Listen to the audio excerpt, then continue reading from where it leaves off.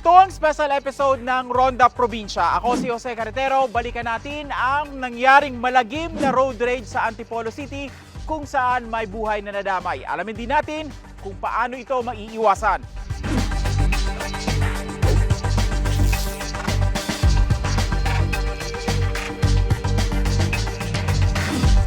Nauwi sa pamamaril ang road rage sa Antipolo City. Balikan natin ang kwentong ito sa Ronda Probinsyang ulat ni Easy Lee.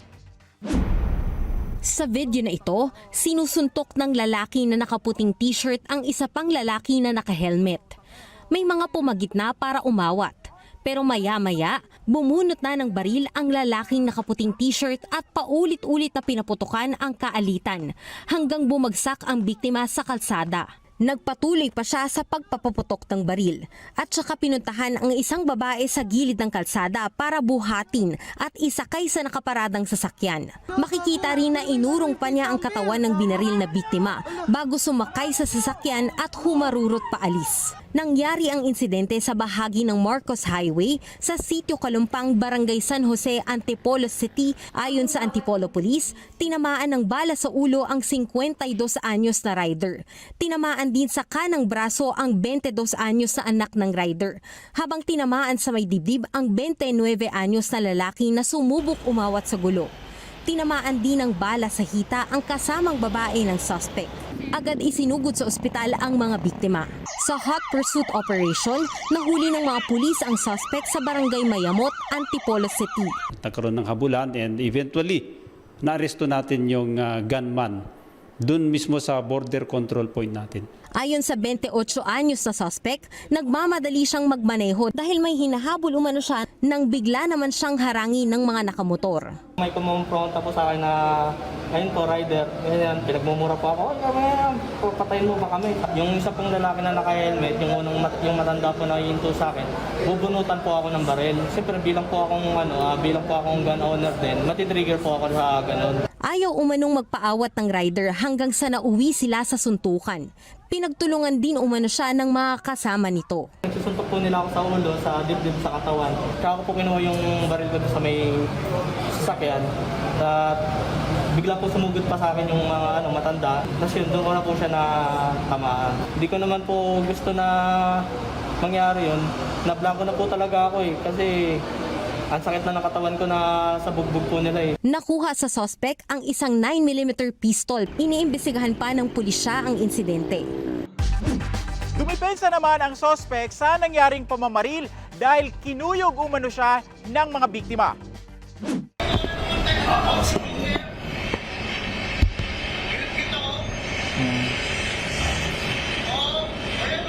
Ito ang video habang humaharurot ang isang itim na SUV sa Marilaki Highway sa Boso-Boso, Antipolo City. Naka-hazard pa ang SUV na palipat-lipat pa ng linya sa kalsada. Hanggang sa isang bahagi ng video, makikita na muntik ng masagi ng SUV ang nakamotorsiklo na may kuha sa video.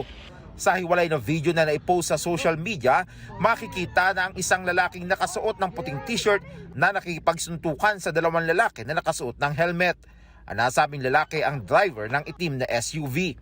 At ang makasumunod pang eksena ay kinagulat na ng lahat nang biglang magpaputok na ng baril ang driver ng SUV. Nakalabas na ng ospital si alias Patrick na tinamaan ng bala sa kanang braso. Kanina po tinext po ko ng mother ko, sini-CPR na daw po siya kasi mina na po yung heartbeat niya. Sabi ng suspect na nakilalang si alias Kenneth, pinagtanggol lamang niya ang kanyang sarili. Ilang beses na umano siyang humingi ng paumanhin pero pinagtulungan pa rin umano siya ng mag-amang nakamotorsiklo. Sa family ng nakausap ay nakainkwentro ko, pasensya na po talaga. Pinagtulungan po nila ako, hindi ko po talaga ginusto yun. Talagang lang po talaga, nagdilim na lang po talaga paningin ko. Binanatan pa rin po ako nung naka-helmet. Ayaw pa rin niya tumigil, kaya po talagang na-trigger po talaga ako. Natakot na po kasi ako parang kukuyugin po ako . Sabi ng Antipolo City Police, sa korte na lamang patunayan ng suspect na self-defense lamang ang kanyang ginawa. May firearms ba yung mga kalaban niya? So wala naman tayong nakita doon na ginamit niya yung illegal firearms sa pagdepensa. Hindi naman, wala namang firearms yung kalaban niya rin. Sa investigasyon, 8 beses nagpaputok ng kanyang caliber 9mm ang suspect. Record shows na license po ang baril niya pero useless po yun kasi nga po mayroon po tayong gun ban. So suspended po lahat na dalhin po ilabas ang firearms sa inyong mga tahanan. Road rage po talaga ito. Hindi ito planado. It's a road rage talaga. It's a burst of emotions na mali ang reaksyon. Ayon sa suspect, galing sila sa isang resort kasama ang pamilya at nagmamadali silang habulin ang sasakyan ng kapatid dahil may naiwan na cellphone doon ang kanilang kasama. Hindi po kami nagigit-gitan. Talagang nagsasign na po ako, nagbubusina po ako na parang nagmamadali po, ganun. Eh sila po talagang pero iniwasan ko naman po sila hanggat maaari. Kita nyo naman yung mga biktima, wala naman silang hawak na patalim, no? And other deadly weapon. And yung nakita nyo yung isa is 2 beses niyang binaril yung isa. Kaya frustrated murder yung ikakaso natin. Ilang beses ding humingi ng tawad ng suspect sa mga biktima. Personal na binisita, pinarangalan ni PNP Chief Romel Marbil ang mga pulis Antipolo na agad rumisponde at nakahuli sa armadong suspect. Samantala, nagsasagawa na rin ang sariling investigasyon ang Land Transportation Office kung saan posibleng matanggalan ng driver's license ang suspect. Pinadalhan na rin ng show cause order ng LTO ang driver ng SUV at driver ng mga motorsiklo na nasangkot sa insidente. Binawian ng buhay sa ospital ang isa sa mga nabaril na rider sa Antipolo Road Rage. Sa Ronda Probinsyang ulat ni Michael Deliso, nababahala naman ang Volunteers Against Crime and Corruption saan nila'y muling pagkabuhay ng mga insidente ng away sa kalsada na nauuwi sa karahasan. Paulit-ulit na suliranin sa mga kalsada ng bansa ang road rage o away kalsada na kadalasang humahantong sa karahasan. Ay, may baril! May baril! At sa ilang pagkakataon, maging sa kamatayan. Tumawag sa akin ng pulis! Sa huling insidente sa Antipolo City, pumanaw na ang isa sa 4 na biktima ng pamamaril ng driver ng isang SUV. Yung latest update ng Antipolo is they will also upgrade yung kanilang ipa-file na kaso. Ngayon, ang ipa-file nila is isang murder at counts of frustrated murder.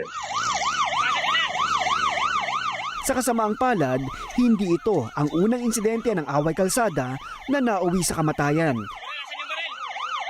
Isa sa pinakaunang high-profile case ng road rage ang pagpatay ng negosyanteng si Rolito Go sa estudyanteng si Eldon Maguan matapos ang away trapiko sa San Juan noong 1991. Pinatawan naman ng hanggang 40 taong pagkakabilanggo si Jason Ivler sa pagpatay kay Renato Ebarle Jr. dahil sa away trapiko sa Quezon City noong 2009. Napatay naman ang isang estudyanteng nakabisikleta ng nakaalitang motorista sa Quiapo, Maynila noong 2016. Nito lang nakaraang taon, nauwi sa patayan ang insidente ng road rage sa EDSA Ayala Tunnel sa Makati City. Nag-viral naman itong 2023 ang isang dating pulis na nanghampas at binunutan ng baril ang isang siklista. Isa yan sa requirement. Para sa Volunteers Against Crime and Corruption, paulit-ulit na lang ang insidente ng road rage at dapat nang tumugon ng pamahalaan sa pagpapaigting ng mga panuntunan sa gun safety tulad ng regular na neuropsychiatric test sa mga may hawak ng baril. Tila yata, hindi na tayo natuto, no? Siguro, bisitahin natin lahat yung mga nag-i-issue, no? Yung mga requirements sa license to own and possess firearms based dun sa new comprehensive gun law kung saan kailangan ng neuropsycho test dyan. Gawin po nating yearly. Nananawagan din ang pulisya sa mga motorista na maging mahinahon sa daan. Kailangan po talaga natin patience sa number 1. And that's the reason why yung mga tao natin kahit tayo may neuro exam just to test kung talaga may patience po sila. Ipinag-utos na ng hepe ng PNP ang mas mahigpit na checkpoint sa gitna ng election gun ban. There will be more checkpoints and more choke points.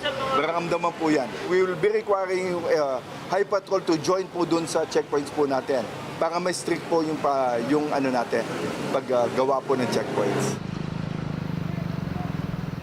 Iminungkahi rin ng VACC na pahigpitin ang training at firearm safety rules and regulations test sa mga gun holder bilang bahagi ng mga requirement na hindi umano dapat nababahiran ng korupsyon. Sa mga kapamilya nating motorista, lalo na ang mga babiyahe papuntang probinsya ngayong Semana Santa, magbaon po tayo ng mahabang pasensya para makaiwas tayo sa gulo sa kalsada. Huwag pong bibitiw sa pagsubaybay sa mga kwento sa Luzon, Visayas at Mindanao. Ako si Jose Carretero, kapit lang sa umaarangkadang Ronda Probinsya. Salamat, kapamilya!